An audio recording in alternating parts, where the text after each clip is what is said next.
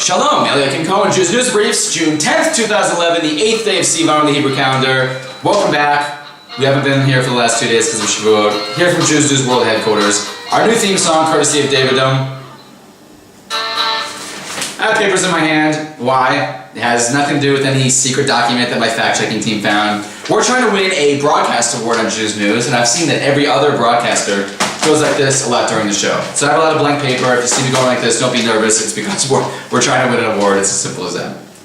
Our sponsor today is yadezra.org, yadezra.org. The link is below. An unbelievable organization. They contacted me to see if I would be willing to sponsor them. I said I have no problem sponsoring them for free. They're an unbelievable organization. They give food packages, supplies, money to homeless families and needy families in Israel. It's a wonderful cause. Please check them out and please donate. I also have my book review, Grains of Sand by Shifra Shomron. Here's a quote from today. Yoram got up. Where are you going, Ephrat asked? To water the lawn. I want to have a beautiful garden in time for the celebration feast we'll have when disengagement fails. He went out whistling. Disengagement did not fail, even though up until the last second Jews thought, you know what, it's inconceivable that our fellow Jews will throw us out of our homes. It won't happen. It did happen. We've got nothing but terror since then, 11,000 missiles. The communities that live on the Gaza border live in bomb shelters, yet the morons that don't live there still want to give away land, go back to 67 borders. They'll be the next ones living in bomb shelters. They just don't see this because they're the biggest idiots on earth. Everyone needs to smarten up. Keep watching the show. Keep posting the show. We're getting over 1,000 hits a day just on YouTube alone. We're really growing. Everyone needs news. Even if you don't agree with everything I'm saying, post it anyway. Because I want this show to promote discussion amongst the Jewish people. Okay, let's go to Jewish history for today. Today in 2009, a white supremacist opened fire at the United States Holocaust Museum Memorial in Washington. He was a white supremacist. He was going on a quote-unquote Jew hunt. He actually killed a security guard that killed him as well. So this happened in America, you know, a Jew-hating person in America. People just don't like Jews. You have to get that through your head. It happens all over the world. All right, today's quote is sort of a summary of a quote I heard yesterday on the way to Yerushalayim on the bus. I was listening to a lecture, and pretty much Rav Schachter said this. If you're planning on, enacting change in your life, and you say, you know what, I'm going to give up smoking next week, or in 3 days from now I'm going to start a diet, it means you're not a serious person, and it's not going to work because you're really not committed to change. If you want to change something in your life, do it right this second. You want to quit smoking? Say, you know what? Put your box of cigarettes down, throw them in the garbage, and say, I'm changing from here on out. Why? Because that means that you're serious. Even if it doesn't work, it shows that you're serious. Say you're on a diet, like my cousin, who was 291 pounds. His wife said, you're going on a diet. He said, no, I have to hit 300 first. I mean, I understood that because, seeing that big round 300, must have been impressive to him because he's, a big eater, but it's just stupid. It shows you're not serious about anything. Which sort of goes into our Torah tidbit of the day. It says in this week's Parsha, Aaron did so. What did Aaron do? He lit the menorah. He was commanded to light the menorah. And it says Aaron did so. It seems superfluous, right? No, because Rashi says it's a praise to Aaron that what God told him to do, he didn't deviate from one bit. Not only that, the joy and the enthusiasm, the pride he got doing what he was commanded to do on day 1 was the same as day 7, day 31, day 91. He carried that intensity through. How many times have you made a New Year's resolution in those first 7 days? You're like, wow, this is amazing. I'm really working out and I'm really losing weight. And then, day 13, you're the Twinkie. That happens all the time in life. This is why this was such a praise. It was not a superfluous comment. There's nothing superfluous in the Torah. Speaking of the Torah, let's move on to our top story. I have Ralph and his little cousin here because this story is double pukable. Okay. Everyone knows what it says in the Torah about homosexuals. Yes, we're talking about homosexuals. Oh, Tyler, guys, talking about homosexuals. Yes, we are. Because they want to make things so public and they want to be so out in the open. I'm going to be public and out in the open as well. So there's a gay pride parade going on in Tel Aviv. This isn't news. That's not what I'm talking about. This year is different. Why? Because religious, quote-unquote, homosexuals are going to be participating. They're going to be on the floats. They're going to be, demanding the world accept them, tolerance, all these things. Let me pose a little scenario to you. There's a religious Jew that walks around with a pig. He has a bacon shirt on. Everything he does and talks about is bacon, pork, ham, whatever. You see him eating the ham. Everything in this person's life, he's on ham committees, bacon organizations. This person blatantly eats bacon, is proud of it, whatever. Would you say that that's a little bit hypocritical?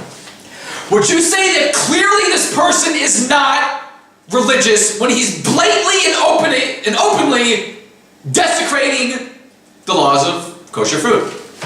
Yes, you would. Don't lie to me. Don't you dare lie to me. I know that you would, because this is a very good analogy. Now there's this. If you're going to say, look, I'm not observant, so I don't really care what's in the Torah, fine. Well, not fine, but for the sake of argument, fine. These people do care about what's in the Torah. They do practice Judaism. They do go to shul. They don't apparently care about the one thing in the Torah that says a man should not lie with a man as he lies with a woman, ...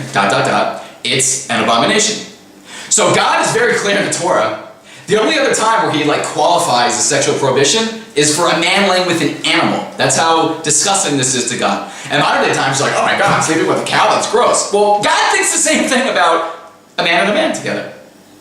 So these people are quote unquote religious, yet they're blatantly and openly proud. That's the word here. Gay pride parade. They are proud of what they've chosen for their lifestyle. And I said chosen, that's right. So I want to hear what you have to think about this. What you have to say about this. Because I think this is absolutely disgusting. You want to be gay? And you want to be quote unquote religious? Not fine, but fine. For the sake of argument. But to openly do this on floats and pride and parades and this and that, that's the most hypocritical thing on earth. It's a complete oxymoron. The two are mutually exclusive. You're either observant and you follow Torah, all of it, or you try and follow all of it. You don't say that I'll do everything but this, because that makes you a heretic in the Jewish religion. If a convert says, I'll do everything in the Torah, I'll do all 612 mitzvahs except this one, they say, take a hike, buddy. These people claim to be observant, they claim to be Jewish, yet they're proud, openly demonstrating the fact that they will not follow this one mitzvah, which means they don't follow other mitzvahs like procreating, having children, getting married. All these things that are required with a family dynamic of a man and a woman. So you might turn off the show right now, I don't really care. You might never watch again. I also don't care, because this is a truthful show. I want to know what you have to say about this. This is our poll question. What do you think about quote-unquote religious homosexuals being proud and open and boisterous about their participation in this gay pride parade? That's the question of the day. I want to know what you have to say. Everybody comment. Whether you hate me, you agree with what I'm saying or not, comment. Because on Sunday's show, I want to take a little bit of time to read some of these. This is a very important issue, because only in modern times is this coming up. If you think that these gay pride parades have been going on for years, they haven't been. It's just in modern times. And we're so conditioned now to think, oh my God, if I don't accept gays, I'm a bigot. I'm a bigot. I don't care. Why? Because the Torah is bigoted. The Torah is not PC. God is not PC. God is TT. Totally true. I want to move on before I flip out. Let's read some quotes from Tuesday's show. We weren't here the last 2 days because of Shavuot. Hope everybody had an amazing holiday. You know, people staying up all night learning Torah, that's what we do on Shavuot, is just an unbelievable thing. Hundreds of thousands of Jews all around the world. You know, fathers with their sons, friends with friends, uncles with nephews. It's just a very beautiful thing. It's really one of the most spiritual days of the year. I hope everybody had a great Shavuot. So on Tuesday, I told everybody that this is the 30th anniversary of when Israel bombed the Iraqi nuclear reactor. So I'm going to read one quote from this. I remember sitting at my grandma's table at dinner the night the news of the IF sorties was broadcast over the radio. My grandma looked at me and said, "Let me tell you why I love Israel. I love Israel because they tell the truth and because they don't take any pip from anyone. That is why Israel is going to exist longer than America." I thought that was a great quote. Please comment. If you're watching this just right now, comment. Whatever you have to say about my top story of the day, comment. Whether it's good or bad, you agree with me, disagree, hate me, send me hate mail, whatever. Just get your comments out. That's what the point of the show is to get Jews engaging in Jewish things. We don't have to agree on everything, but we have to get our voices heard. Unless you're Spock. Who? Yeah, Spock. The biggest dork on the dorkiest TV show of all time. So what's Spock's, why is Spock in the news now? I'll tell you why. Spock, who doesn't live in Israel, is now telling Israelis that we have to give away Jerusalem, and we have to go back to borders that we can't defend, in order to make peace with an enemy that he's just so in love with. I have 2 words for Spock, and 2 words only. Shut up! If you don't live in Israel, don't talk about Israel negatively. Don't tell Israelis what we need to do. You know, no one likes a backseat driver. Take a left, take a right, slow down, put in the brakes. We don't like backseat drivers in Israel either. And I used to be a backseat driver. I used to always complain that, the government's doing this, and then I say, I'm one of the biggest hypocrites in the world because I don't live in Israel. I'm not putting my, Jewishness on the line and moving to a place that, God wants me to live in. So you know what I did? I moved here. And now I can't talk about Israel because I live here, and I vote here, and I contribute to the, government here, and I pay taxes here, allegedly. Don't be a backseat driver. If you have anything negative to say about Israel and you don't live in Israel, keep your mouth shut. And if you have something negative to say about Israel and you do live in Israel, do something about it. Stop being hypocritical. Stop standing on the sidelines and just barking out orders. You're not a coach. Stick to acting, which you did poorly anyway. Don't tell Jews.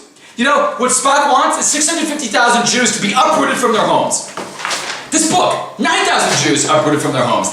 Nothing but terror since then. Yet these stupid idiot Jews... I need to move on. You get the gist of what I'm saying. Keep your mouth shut if you have nothing nice to say about Israel and you don't live here. Change it. Move here. It's a mitzvah to move here. You're commanded to live in Israel.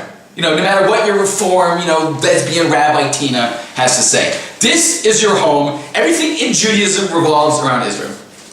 All right, let's move on. Prime Minister Netanyahu is doing his usual groveling tour. He's going to Eastern Europe, trying to get them to not support a quote-unquote Palestinian state. But you know what? Here's news. Now the Palestinians, quote-unquote, don't even want their own state. Abbas is now looking for a way out of his UN bid because he realized it's a complete disaster to declare a state and territory you have absolutely no control over. Alright, apparently we're building a new museum of tolerance on top of a Muslim cemetery.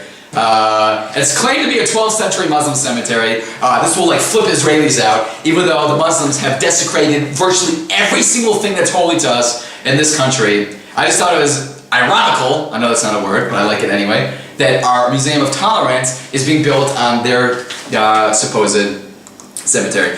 Alright, the Chief of Staff is saying that he wants to make the next war short, so do it! Stop talking about it like we always do. Actually fight a war to win.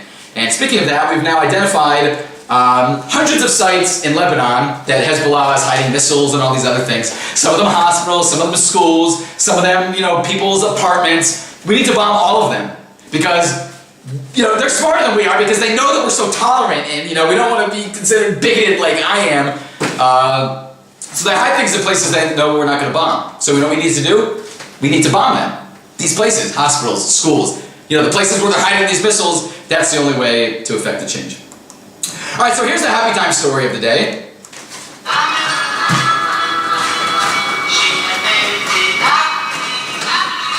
There's an Orthodox Jewish basketball player who is probably going to be banned from participating in this international thing because she refuses to wear, just the jersey that shows her shoulders and her arm. She wants to wear a shirt underneath. But according to the rules committee of this tournament, she has to wear the same outfit as the rest of the team, meaning the rest of the team only wears the basketball jersey that you all know.